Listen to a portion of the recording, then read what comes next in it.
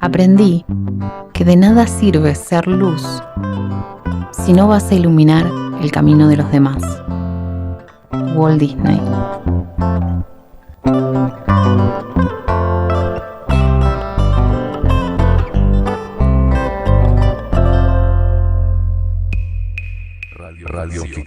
Radioficción por las noches.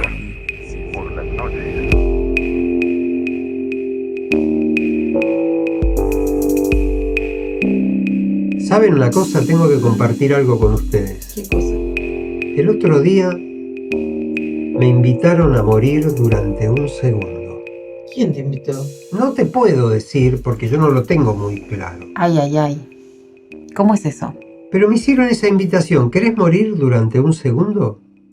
¿Qué vino la huesuda? Y después volvés, ¿eh? ¿Qué vino la huesuda? ¿O la guadaña? Toc, toc. Buenas tardes o buenos días. Le estamos ofreciendo, casa por casa, la posibilidad timbreo. de morir durante un minuto.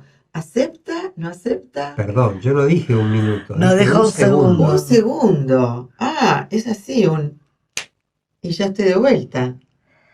Cuidado que un segundo también puede ser una eternidad, ¿eh? Por eso digo, ¿con garantía o sin garantía? Se están burlando. Dejen que se explaye. No, es el miedo que hace que se burlen. Claro que sí, por supuesto. La paga por adelantado, la quiere en cuotas, en cómodas cuotas, ¿cómo la quiere? No, lo interesante es el segundo, porque ese segundo, de acuerdo al segundo que nosotros manejamos cronológicamente, es brevísimo, es casi inexistente.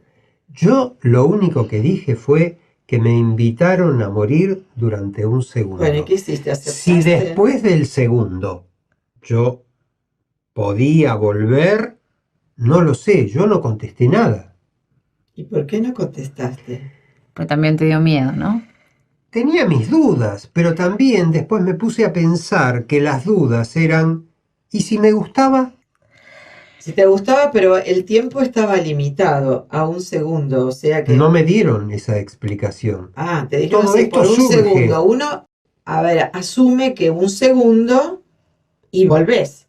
Eso es lo que uno asume. Por un segundo es como decir, por 5 minutos, te espero 5 minutos. Sabes que después de esos 5 minutos ya no te esperan.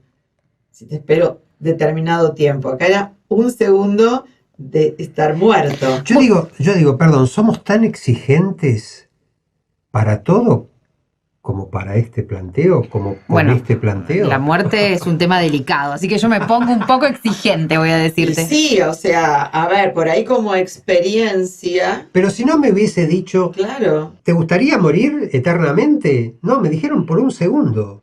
Ahora, es loco, ¿no?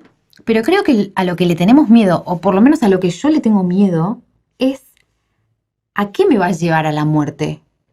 Pero no, en realidad, ¿qué es la muerte? Digo, morir por un segundo. Es como, bueno, nada, ahora vos salí de este cuarto por un minuto y volvé a entrar.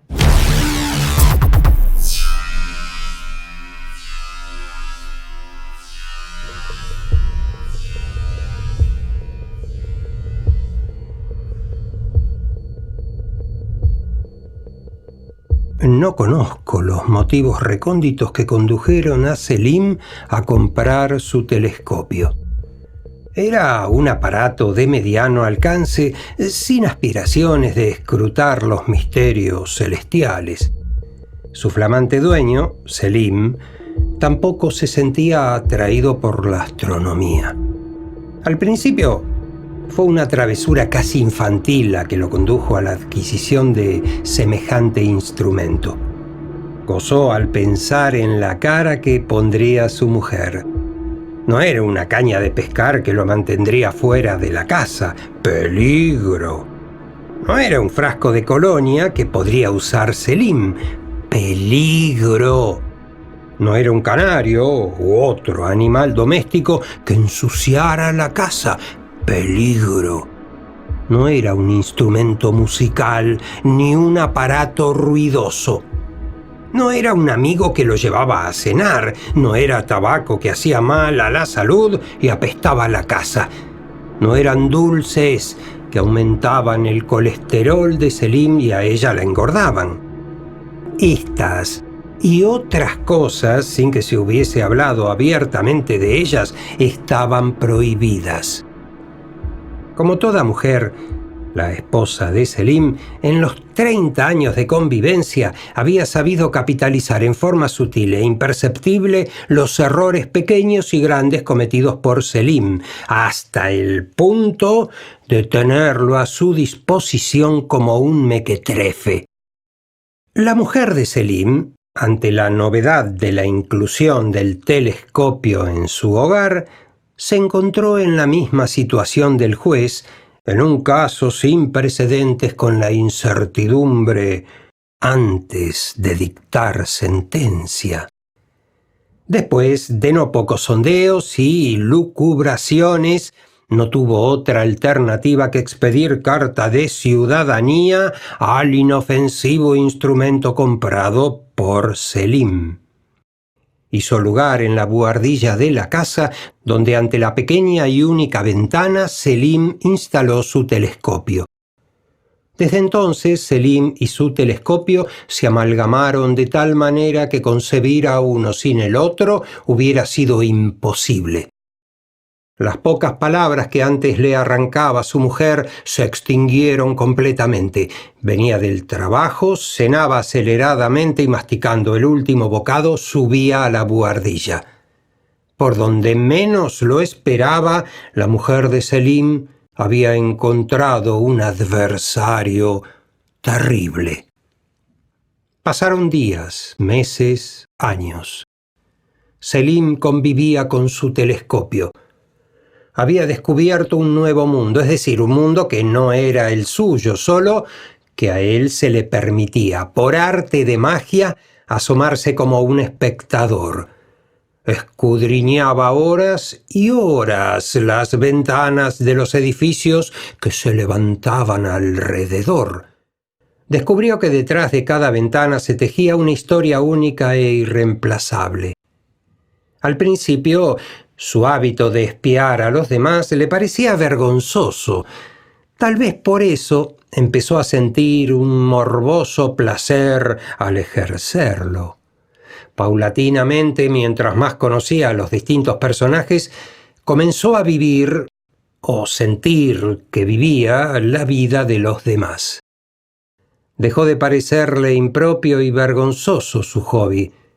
Hasta dejó de ser un hobby, transformándose en una necesidad. A veces se decía que si su mujer no fuese como era, absorbente y mala, no le agregaba vieja y fea porque él tampoco se ajustarían los motes de joven y buen mozo.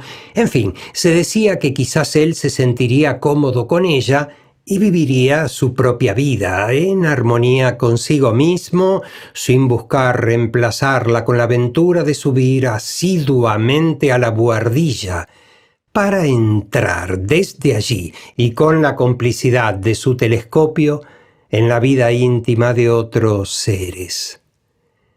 Enumerar las cosas que observaba Selim desde su mirador no sería nada aburrido, pero sí demasiado largo.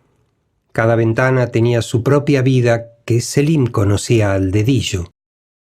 Al principio seguía en forma indiscriminada todas. Pronto comenzó a clasificar y descartar algunas. Las que descartó contenían una vida muy similar a la suya, aplastada y vegetativa. Las otras en las que él, como un ladrón imperceptible, entraba eran 32.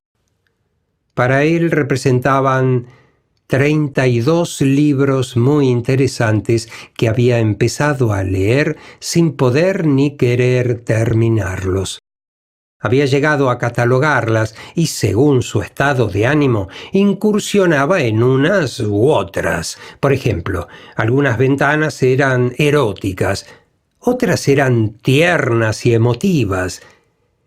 En estas casi siempre se advertía la presencia de niños. No faltaba alguna que era violenta y dramática. Había otras que eran alegres y despreocupadas, y no pocas cargadas de dolor y tristeza. Eran 32 lazos invisibles que lo mantenían despierto noche tras noche, haciéndole partícipe de otras tantas historias de amor y angustias. Mucho le hubiese gustado intervenir, como un dios mitológico, en las distintas situaciones para encarrilarlas, pero se sentía impotente. Más pronto descubrió que de la impotencia se puede hacer un escudo de indiferencia. Y con no poco temor pensó en nuestros dioses de las religiones civilizadas, eternamente indiferentes, eternamente contemplativos. Más adelante, esa idea lo tranquilizó dándole la sensación de una ligera superioridad sobre los demás. Sensación muy parecida a la de un hombre que ha arrancado un secreto a la naturaleza. La mujer de Selim observaba con pánico la transformación de su marido. Se había vuelto taciturno y olvidadizo.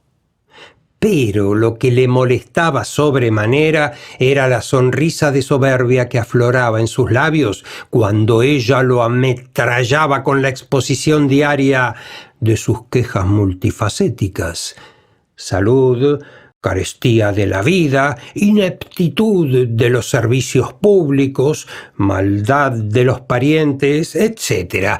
Todo esto expuesto de tal manera como para impactar al más insensible de los mortales. Pero ahora, en vez del asentimiento y compasión indiscutido y obligado del cónyuge, se le dibujaba en la cara esta nueva sonrisa de soberbia e ironía que le revolvía el estómago. Empezó a odiar, con un odio incontenible, la buhardilla y el telescopio que le habían arrebatado al hombre que por años, por siglos, diría él, había sintonizado sus antenas para recibir fielmente la interminable letanía de las quejas y reclamos de su mujer. Hasta que un día tomó la decisión heroica de aniquilar a sus enemigos, incendiar el desván, incendiar el telescopio y la casa entera. Salvar a su marido, llevarlo lejos, conquistar de nuevo su benévola atención. Nunca se animó a realizarlo, pero eso sí, este fue su sueño favorito de aquella época. Y cuando estaba enferma en la cama, su único pasatiempo agradable era pergeñar las 1001 formas posibles de aniquilar a su peor enemigo, el telescopio de Selim. Mientras duró la enfermedad y hasta el desenlace fatal, Selim tuvo la delicadeza de archivar su nueva sonrisa. Aún teniendo su mente en el telescopio, en las 32 ventanas que lo esperaban, él pasaba horas enteras sentado al lado del lecho de su mujer. Y ella, cosa rara, se quedaba silenciosa, sin hablar. Parecía que habían hecho un pacto secreto entre ellos. No hay buhardilla, y por lo tanto no hay bombardeo de quejas.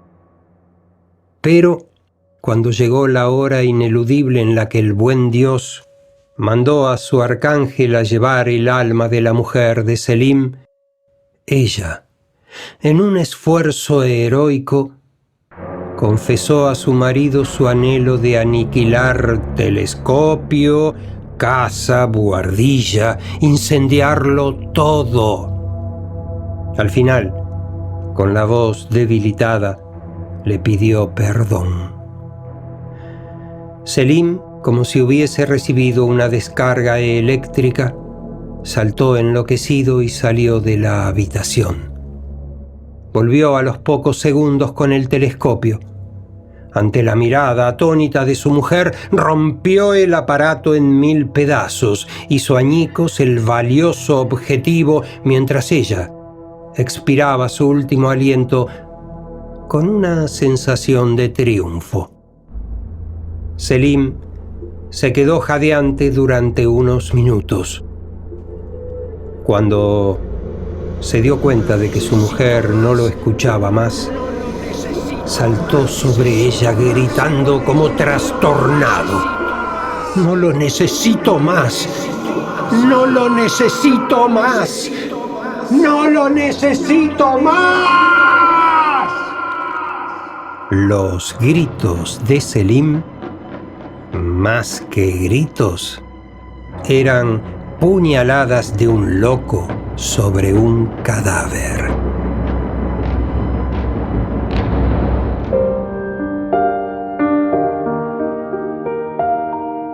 Radioficción por las noches.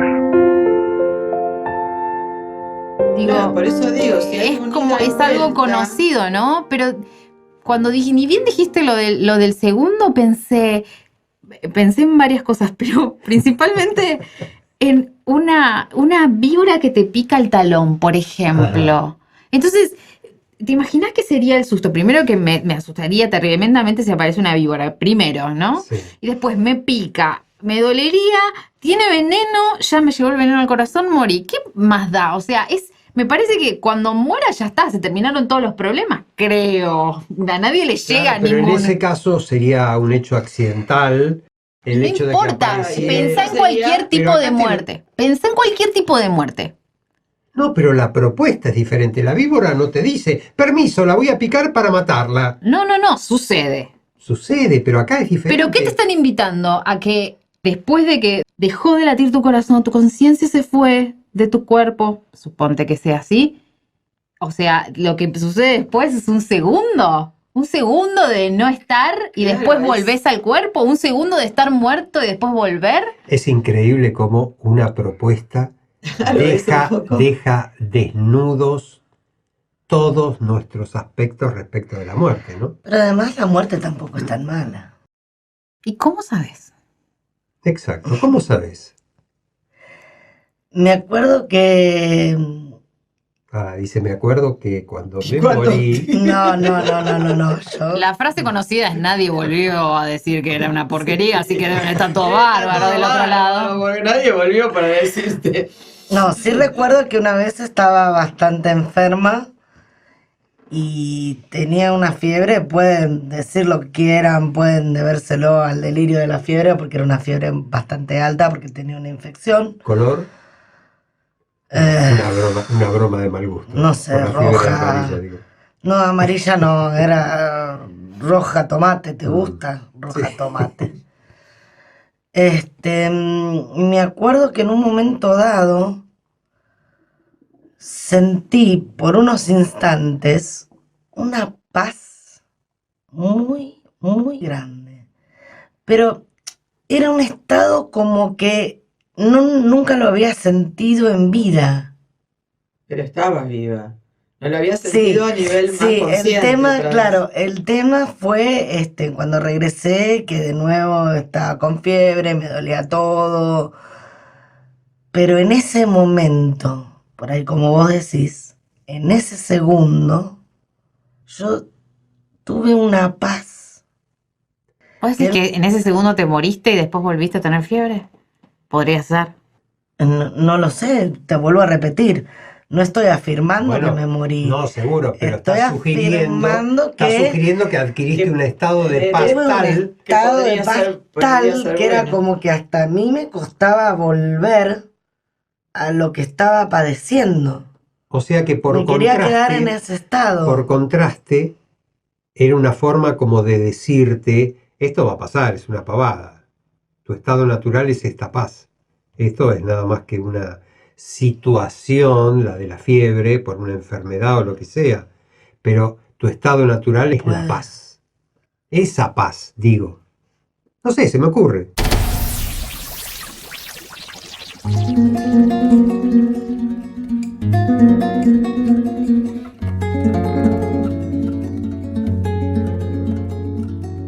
Cuenta Borges que a Macedonio le interesaban la dietética y la golosina. Una tarde discutió largamente las respectivas virtudes y desventajas del merengue y del alfajor.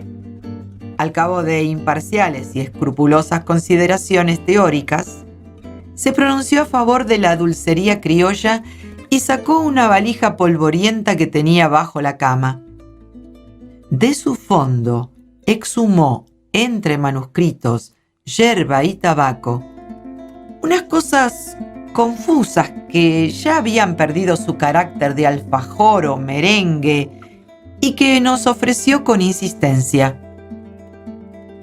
Esta cita me exime de argumentar cómo literatura y golosinas, arte y dulcería criolla pueden ir de la mano.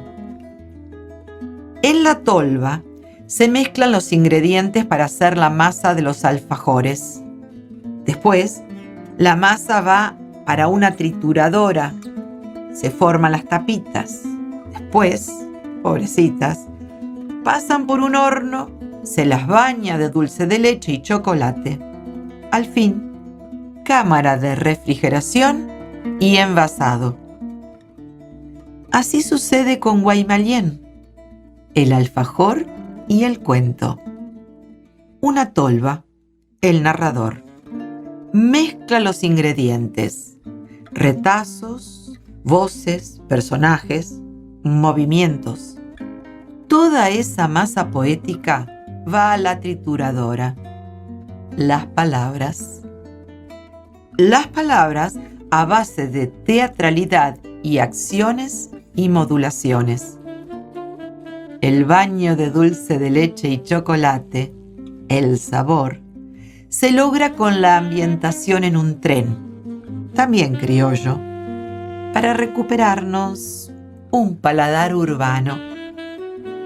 La temperatura la aporta el exacto sentido del tempo, del ritmo, de las voces entremezcladas de la calle.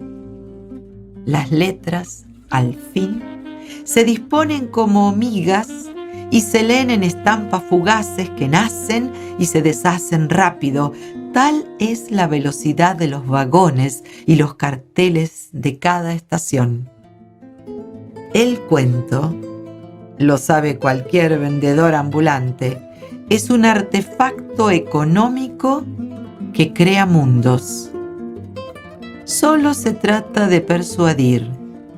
A solo 5 pesos, este ingenioso utensilio, infaltable en la cocina de cualquier hogar, o de hacer pasar por magia la artesanía. Señoras y señores, a bajo costo entonces, les ofrecemos Guaymallén, actualísimo como corresponde a la estación de trenes, la Argentina actual. Oferta realmente imperdible. Paso a hacer entrega. Sí, señora. Un segundo. Ya estoy con usted. Víctor Dupont. A las 3 de la tarde, el tren que va de Retiro a San Isidro está casi vacío. Mejor así, piensa. Toda la mañana da al esquivar gente en el que viaja al sur, le dejó el cuerpo dolorido, la garganta seca y los pies hinchados. El calor de enero es sofocante y húmedo. Su traje, de media estación. Muy oscuro para esta altura del año, piensa. Se desabrocha la corbata y toma de un tirón la Coca-Cola helada. Espera sentado junto a la ventanilla que suban algunos pasajeros más. No hay gente parada a esta hora y tiene el pasillo todo para él. Un escenario móvil donde desplegar su actuación y elevar la voz por encima del traqueteo. 3 veces a la mañana se le cayeron las cosas de las manos. Perdió un poco de carne en uno de los vagones y un hombre, que casi resbaló como si hubiese pisado una cáscara de banana, lo reputió de arriba abajo. No se puede trabajar así, piensa.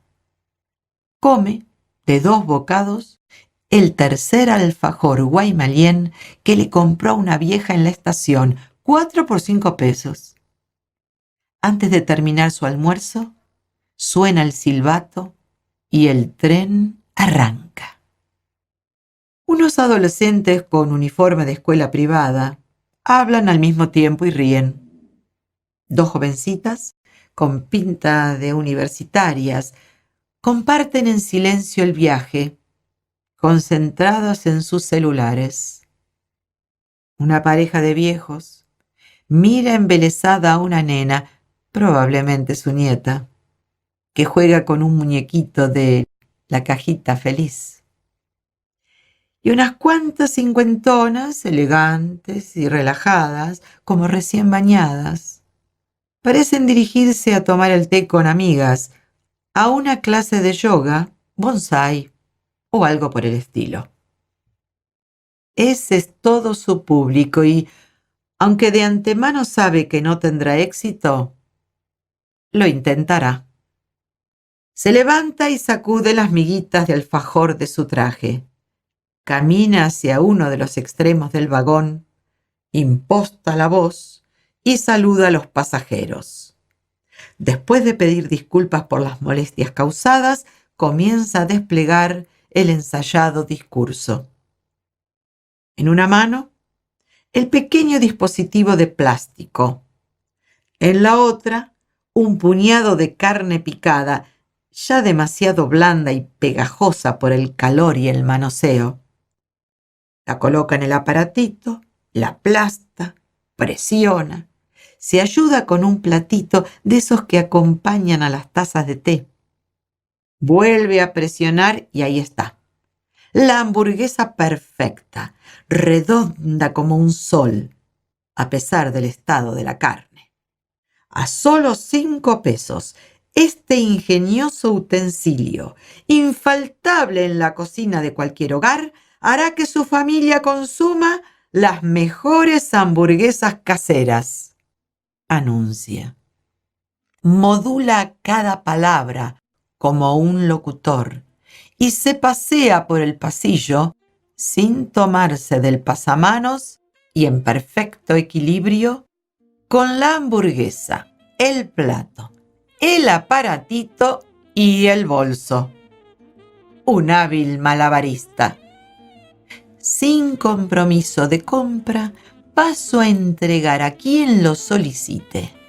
Los hay de diferentes colores, fácil de usar y de lavar, tan útil como duradero para sus casas, para llevar de regalo, una oferta realmente imperdible. Agrega. Sí, señora. Un segundo. Ya estoy con usted. Dirige la mirada a una interesada inexistente. Los adolescentes ni lo registran. Las jovencitas comentan algo entre ellas y ríen a carcajadas. Algunas señoras lo miran con cara de asco. Otras permanecen indiferentes. Él continúa su paseo por el vagón. Mientras guarda todo en el bolso para pasar al vagón siguiente, se le acerca un chico, quien espera su turno para repartir llaveritos de la difunta Correa. Como él, viene desde temprano, da al esquivar gente en el tren que viaja al sur. Se lo ve aún con resto, los pies ágiles y la voz clara. ¿Me vende uno, don?, le pide, acercándole un billete. Llévalo, pibe, está bien. ¿Y vos qué vendés? El nene le regala uno de los llaveros. ¡Uy, gracias! ¿Sabes una cosa? Me parece que estamos en el tren equivocado. Comete un alfajor. Mejor así. Y saca del bolso el último guaymallén.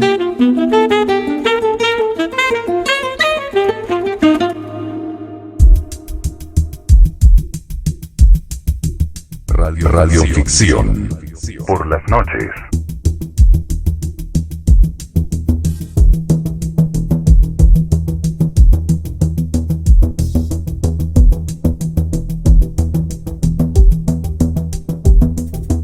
Es que no podemos definir la muerte y cómo se siente la muerte excepto por la negativa.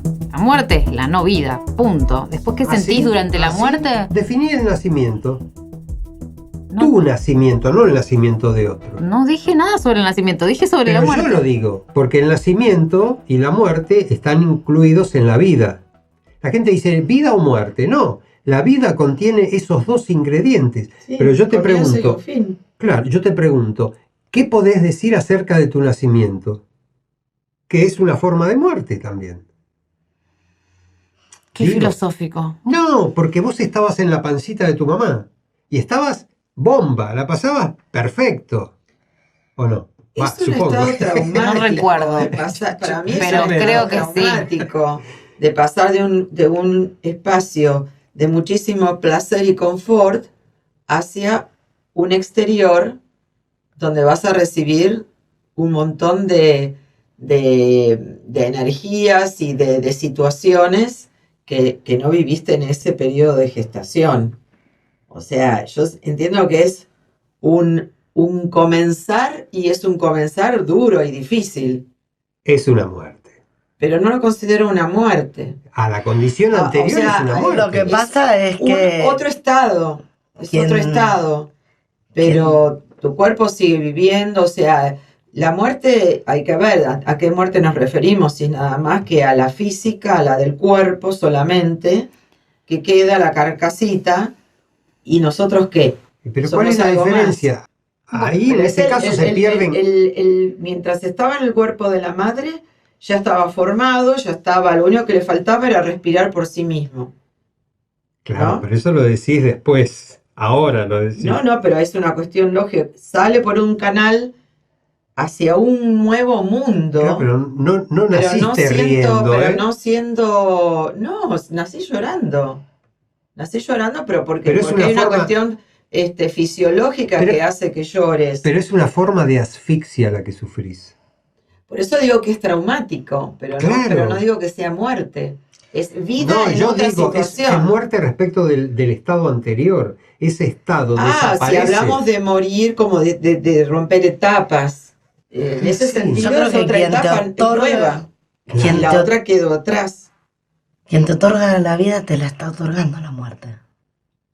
Pero, Claro. pero es que Somos- no somos humanos, somos estamos mortales. destinados Es la que maldita ocurra. certeza. Si naciste, lamentablemente vas a tener que salir por la Y sí, puerta y vas a pero tener que morir. De eso sabemos que seguro A todos. todos nos va a pasar. Excepto no hay Highlander, que excepciones. no. ¿Alguien vio Highlander últimamente? Sí, el tipo que no se moría nunca, ¿no? ¿Lo vieron?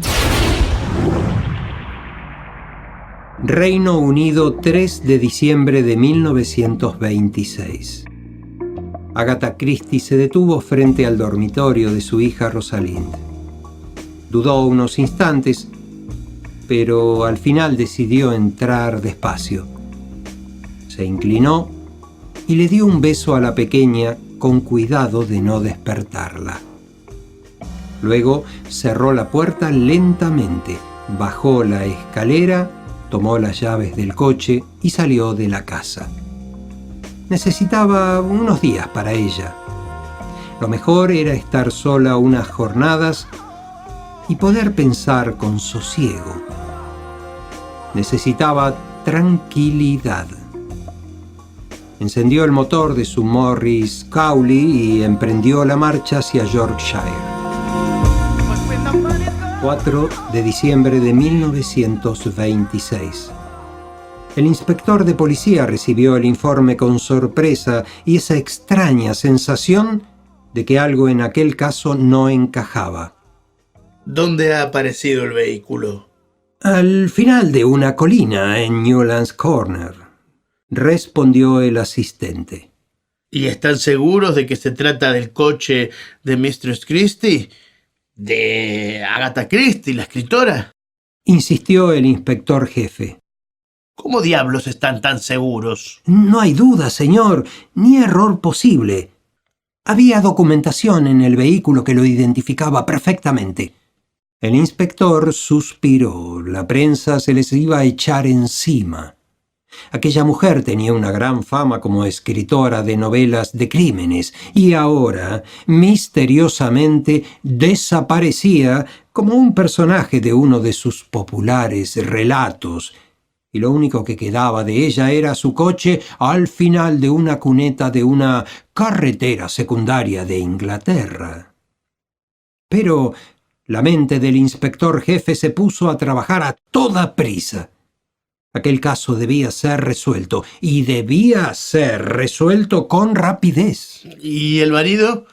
¿Sabemos ya algo de él? Sí, inspector, lo hemos localizado en Godalming. ¿Y qué ha dicho cuando se lo ha informado de la desaparición de su mujer? Ha dicho que no sabía nada, inspector. Siempre dicen lo mismo. Así empiezan todos, luego se derrumban y este también lo hará. Pero el caso es demasiado importante, que lo traigan aquí. Quiero interrogarlo personalmente, comentó el jefe de policía a toda velocidad como una ametralladora. En sus manos aún tenía el informe enviado desde la pequeña localidad de Surrey. Según la policía local, Mr. Christie había tenido la noche anterior una fuerte discusión con su esposo y había decidido irse a Yorkshire para descansar unos días, mientras él, por su parte, viajaba a Godalming. Pero lo más importante de aquel exhaustivo informe era que la escritora había dejado 2 notas. Una para su secretaria, donde indicaba el lugar al que iba en Yorkshire, y otra para el jefe de la policía local, donde decía que temía que algo le pasara. Y de pronto estaba desaparecida y su coche abandonado en una cuneta. 5 de diciembre de 1926. El misterio continuaba, solo que, pese a los intentos del inspector jefe por controlar la información del caso, toda la prensa británica se hacía eco de la desaparición de Agatha Christie. Con 6 novelas de éxito ya publicadas, aquella historia atraía la curiosidad morbosa de millones de lectores. El Daily Mirror titulaba The Mystery of Woman Novelist's Disappearance. El misterio de la desaparición de la mujer novelista. El inspector jefe recibió a Mr. Archibald Christie, el marido de la mujer desaparecida, en su despacho. Sobre la mesa, los periódicos del día parecían reírse del inspector jefe, pero el oficial intentaba mantener el control de la situación.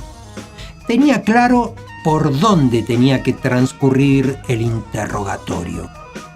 Aquel marido, como otros cónyuges antes, se desmoronaría en sus narices y pronto los titulares de la prensa serían Resuelto el caso del asesinato de Agatha Christie.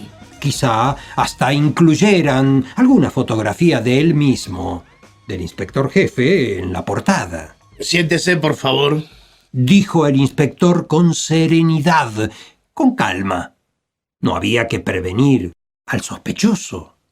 El coronel del ejército británico, Mr. Archibald Christie, tomó asiento. Me dicen que usted no sabe nada sobre el paradero de su esposa, comentó el inspector jefe, yendo directamente al grano. Una cosa era no advertir al interrogado de las sospechas y otra andarse por las ramas. Los periódicos de la mesa apremiaban a resolver aquel desagradable asunto lo antes posible. Por su parte, como buen militar que era, Archibald Christie agradeció que no se anduvieran con rodeos. Así es, no sé nada en absoluto.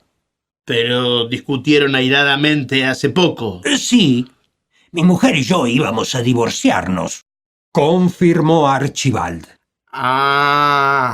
Un divorcio. Y su esposa, Mr. Christie, no estaba de acuerdo con esa idea, añadió el inspector jefe. No le gustaba la idea, ¿no?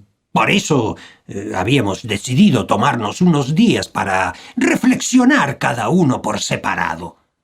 Yo esperaba que con el tiempo ella aceptaría la situación, se explicó el coronel. Porque para usted ya no había marcha atrás, ¿no es así? Preguntó el inspector. Archibald Christie tardó un instante en responder, pero lo hizo con sinceridad. No hay marcha atrás. Estoy enamorado de otra mujer, Miss Neal. Y mi intención es contraer matrimonio con ella en un futuro próximo. Entiendo. Y hubo un nuevo silencio. La desaparición de su actual esposa, que como es obvio no quería facilitarle sus planes, le resulta muy conveniente. El coronel Christie contó hasta 10 antes de responder. ¿Me está acusando de tener algo que ver con la desaparición de mi mujer? ¿Me está acusando del asesinato de mi esposa? ¿No cree que sería un poco ingenuo, por mi parte, en las actuales circunstancias de mi vida privada, atentar contra la vida de mi mujer? Además de que puede que no haya sido un marido fiel, pero desde luego no soy un asesino. Y aunque pueda estar en desacuerdo con mi esposa en muchas cosas, nunca he deseado ni su muerte ni que le ocurra nada malo. ¡Por Dios! ¡Es la madre de mi hija! Sí, claro. Pero usted ya ha matado antes. En la guerra, por supuesto. Pero matar es algo que ya ha hecho. Y tiene el mejor de los motivos para volver a hacerlo ahora. Necesita su libertad para reemprender una nueva vida con otra mujer. Y no tenemos el cuerpo de su esposa. Basta con que no lo encontremos para que nos resulte difícil acusarlo de asesinato. Pero, ¿sabe una cosa? Y aquí el inspector jefe de policía se inclinó hacia adelante por encima del escritorio. Pienso encontrar el cuerpo de Mr. Christie. No lo dude ni por un segundo. El coronel Archibald Christie tragó saliva mientras empezaba a sudar por la frente. Todo aquello estaba escapándosele de las manos, y aquel inspector parecía un perro de presa que hubiera mordido y no estuviera dispuesto a soltar su víctima por nada del mundo. Y él era la presa cazada. Del 5 al 14 de diciembre de 1926.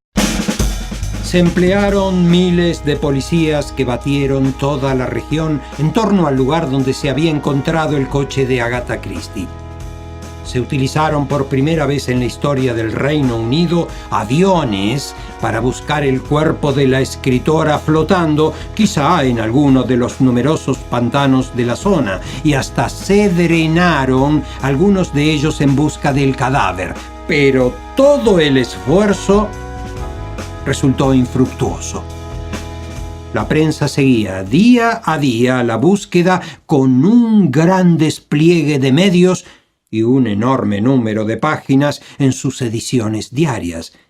Hasta el mismísimo Sir Arthur Conan Doyle, el afamado creador de Sherlock Holmes, se implicó personalmente en la búsqueda de aquella escritora que él mismo había aprendido a apreciar por su ingenio. Asiduo al ocultismo y otras prácticas poco convencionales, Conan Doyle recurrió a una médium para intentar localizar el cuerpo de Agatha Christie. Le presentó un guante de la escritora, pero tampoco se consiguió nada concluyente. Eso sí, sus fotos estaban en todas las portadas de los periódicos y al fin una llamada dio con la pista correcta. En un hotel de Harrogate se alojaba una mujer que coincidía perfectamente con la descripción y la imagen que varios trabajadores del local habían visto de Mistress Christie en la prensa. Curiosamente, la mujer se había registrado en el hotel varios días atrás con el nombre de Neal, el mismo apellido de la amante de su esposo. era su toque personal a la historia. Agatha Christie, interrogada por la policía, declaró una y otra vez que no recordaba nada de los últimos 11 días.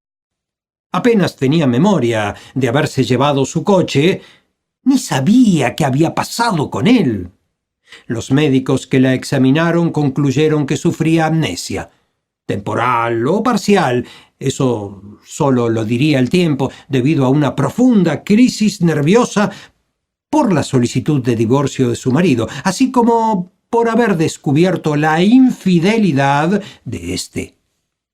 Pero la prensa era de otro parecer, y muchos periódicos insistieron en que todo había sido un montaje de la escritora para conseguir publicidad para sus futuras novelas, o quizá una maniobra suya para que su marido lo pasara mal, francamente mal, al menos durante aquellos 11 días en los que se tardó en localizar viva a Agatha Christie, y él fue interrogado por el inspector jefe de la policía de Scotland Yard bajo la sospecha de asesinato.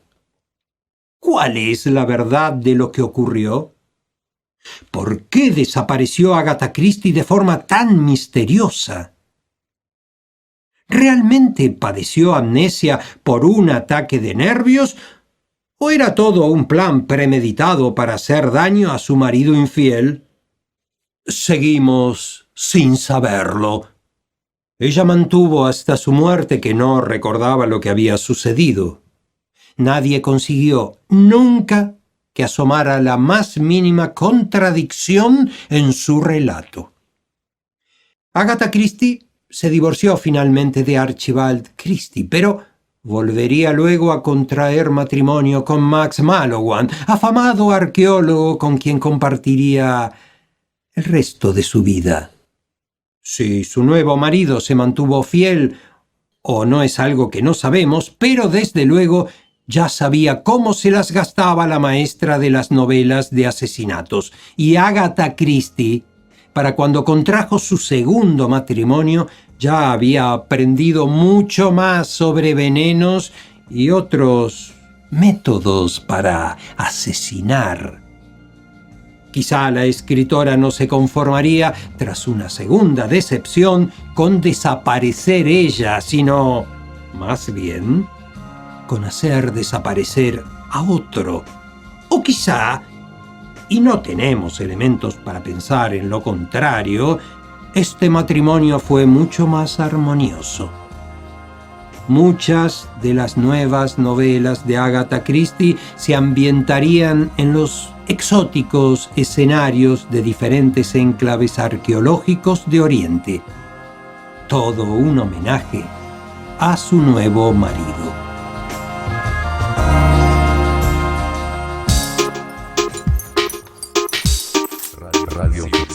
Radio ficción. Por las noches. Por las noches. Al actor que interpretaba a Highlander, no me acuerdo, Lorenzo Lamas era. No, ¿Quién era era un que actor interpretaba a Highlander? Christopher Lambert. Christopher Lambert. Yes, sir. Veo que hábilmente, con mucha capacidad y con mucho entendimiento, se han fugado, se han escapado por la tangente. No, vos no fuiste respecto claro, no. de la propuesta de morir durante un segundo. No fuiste claro. Bueno, ¿qué hacemos? Yo me animo a morirme por un segundo. So riesgo de no volver. Vos, por decisión propia. Sí. Ah, bien. ¿Vos? No. No, what? ¿No qué? No quisiera arriesgarme.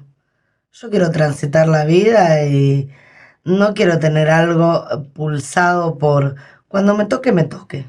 A menos que me expliques bien cómo es. Y si me pilla la muerte, que me pille bailando. ¿Vos? Yo me quedé pensando porque la muerte, cuando hablamos del nacimiento, me dijiste, pero eso que quedó en el vientre materno o ese estado fue una muerte. si vamos a hablar de la muerte en cuanto a dejar de pronto yo como estoy ahora, como soy ahora, y decir, bueno, por un segundo dejo de ser esta que soy, y a lo mejor soy después de ese segundo otra, ¿no? Si hablamos de ese, Claro, pero siempre estoy exactamente. viva. Como un renacer. O sea, no es que Sí, de hecho, dejé de respirar, ni no. de que me latiera el corazón, ni nada, sino de decir, dejo esta y en un segundo soy otra. Yo creo que todavía me quedo con esta. Bien. Me quedo Ahora, todavía con esta. Un Esa- nivel de control de la hostia. Disculpame que te diga. Yo lo sentí así. Sí, sí y solo sí. Me voy a ir por un segundo de mi cuerpo, voy a hacer otra, voy a ver qué onda en la otra. Y si veo, si me gusta o no me gusta tanto como... Y entonces sí, yo me quedo con este. O sea, es como control.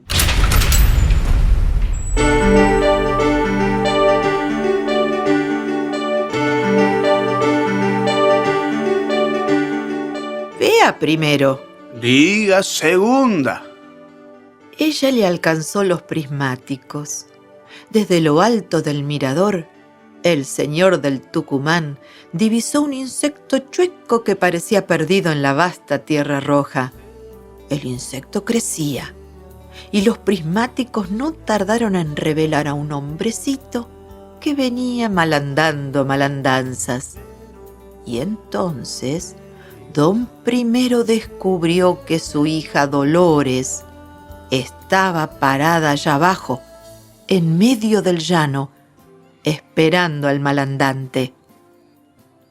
Cantalicio Galante había llegado, caminando en falsa escuadra, desde la Sierra Azul. No se sacó el sombrero de la cabeza ni tiró el cigarrillo apagado que le colgaba de los labios. Dolores lo miraba a la cara. Él no, porque ella era tan linda que si la miraba le dolían los ojos. Cantalicio miraba al suelo, las pestañas tiesas, pero la mirada se le escapaba y se le iba a lo largo de esa sombra de mujer y llegaba a los tobillos y queriendo mirar subía hacia las piernas que la brisa adivinaba bajo la pollera de lino. Ni con palabras se tocaron.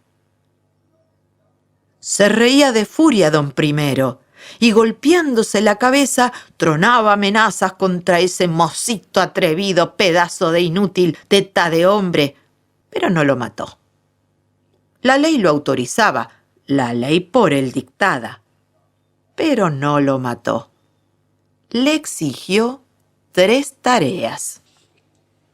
Don Primero mandó rellenar una almohada con plumas de sapos. Cantalicio, sentado, murmuraba.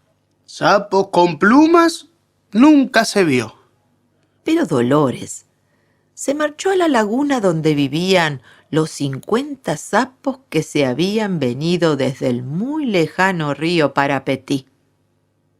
En aquel río, un sapo había desafiado al avestruz a correr una carrera.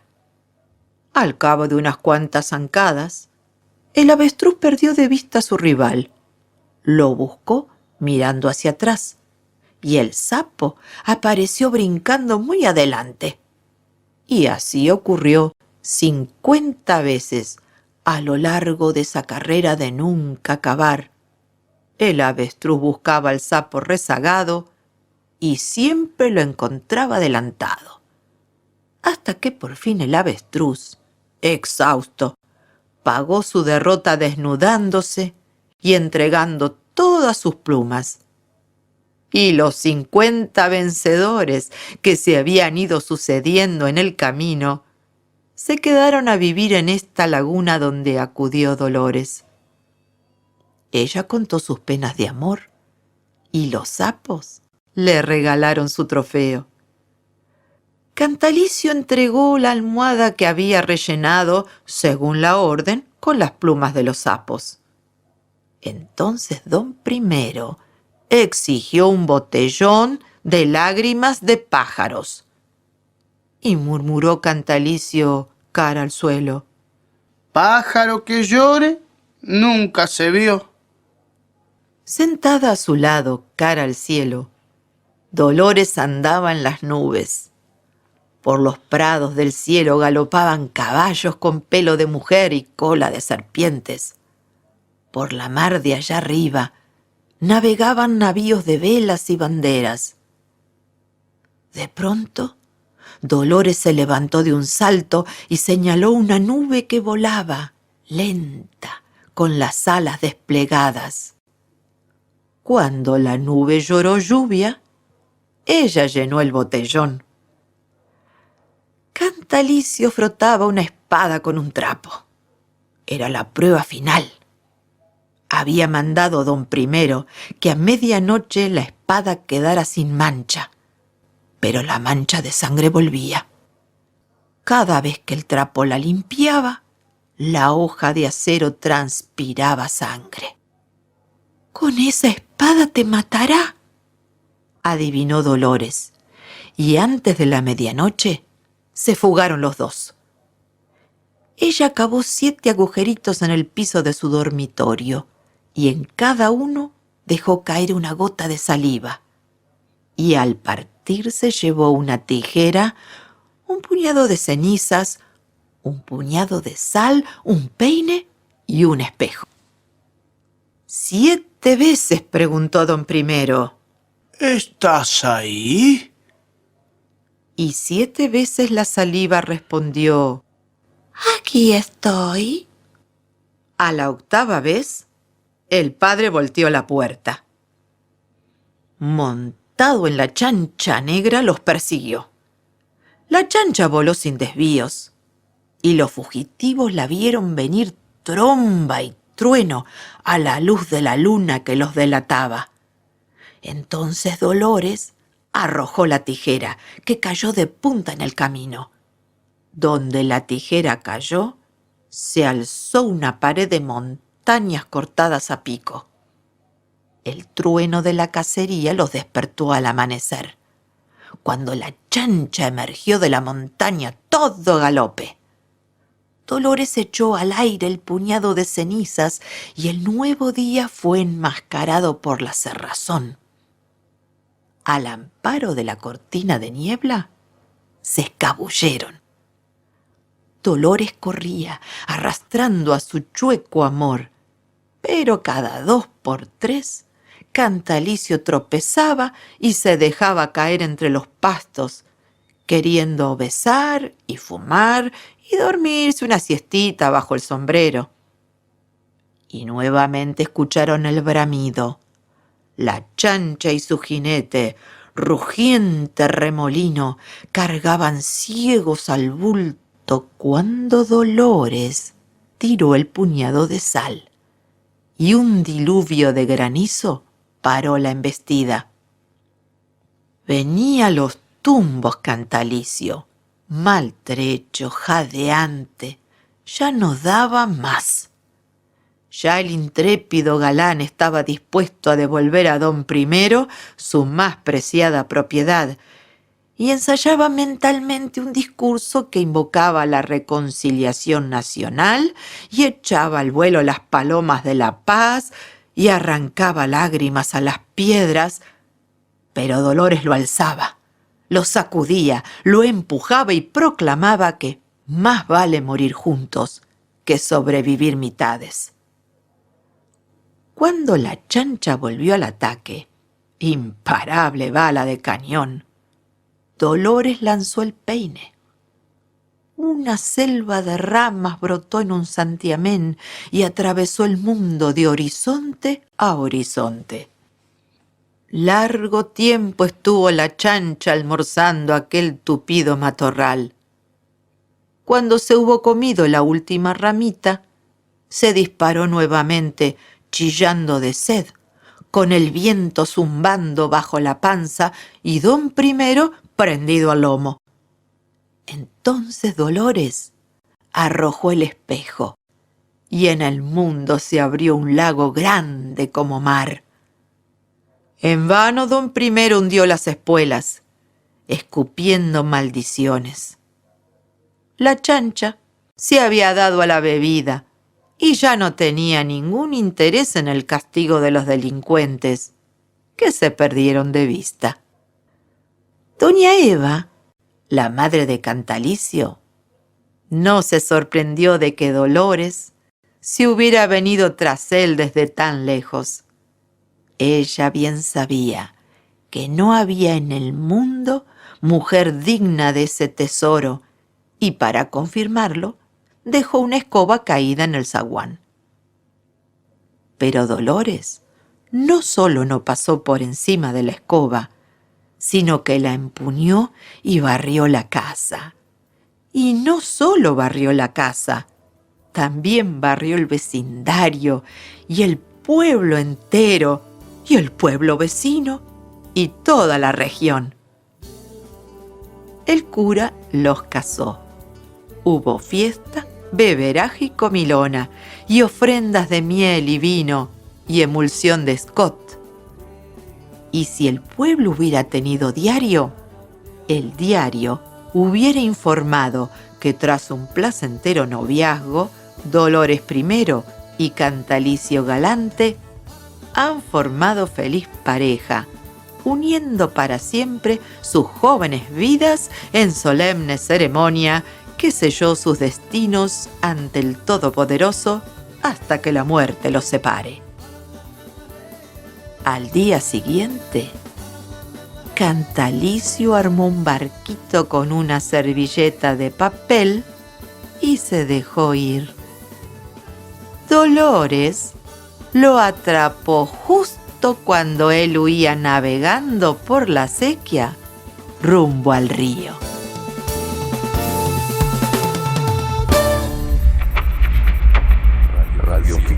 Radioficción por las noches.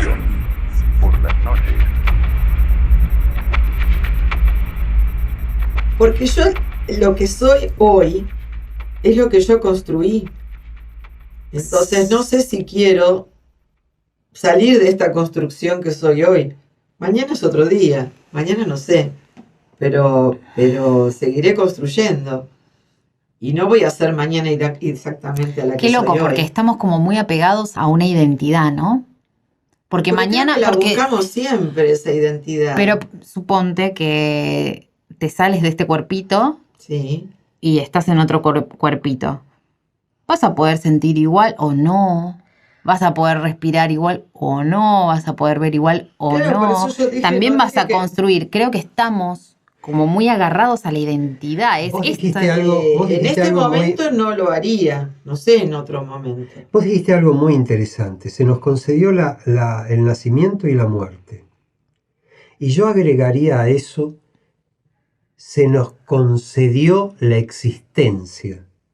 De hecho, el hecho de estar hablando aquí, charlando, Ahora estamos acá y somos Claro. lo que somos. es que se nos concedió la existencia. Y si se nos concedió la existencia, ¿Qué tipo de existencia hablas? en abstracto, la existencia, el existir, si estamos existiendo, es nuestro. Se nos ha concedido. Desde Por lo ya. tanto, podemos llegar a pasar por infinitos nacimientos y muertes. Seguro, o sea, la A eso existencia voy. Ese es en sí mi misma. punto de vista. Ujú. Sí. De lo contrario, no se nos hubiese concedido esa existencia. Por favor, Entonces, si yo llego sí. a ¿A dónde? reencarnar vos, algo así dijiste, pasar de un cuerpo al otro, o sea, Ujú. a reencarnar en otro cuerpo, Diosito, haceme reencarnar en Scarlett Johansson, mínimo. No te puedo creer. Ahora, yo creo que la verdadera reencarnación, más que reencarnación, es resustanciación. A ver eso. Sí, porque creo que somos una sustancia y nos vamos a seguir convirtiendo en sustancias diferentes. Y creo que ahí está el verdadero enriquecimiento. Nos fuimos a la mierda. No, es súper interesante. Sí. Es súper interesante lo que estás diciendo. Mejor en Julia Roberts, reencarname, por favor. ¡Basta! ¡Basta! Le voy a decir que lo voy a pensar. Radioficción por las noches. En el programa de hoy escuchamos Selim y su telescopio, Antranik Muratian. Voces: Enrique Di Masi. Guaymallén, Mónica Maravini. Voces: Dora Sajevicas. El asesinato de Agatha Christie, Santiago Posteguillo. Voces: Enrique Di Masi, Paulo San Martín, Dora Sajevicas. Historia del arte de la fuga, Mario Benedetti. Voces: Dora Sajevicas, Paulo San Martín. Contactanos en www.facebook.com/radioficción por las noches o a nuestro email radioficcionporlasnoches@gmail.com.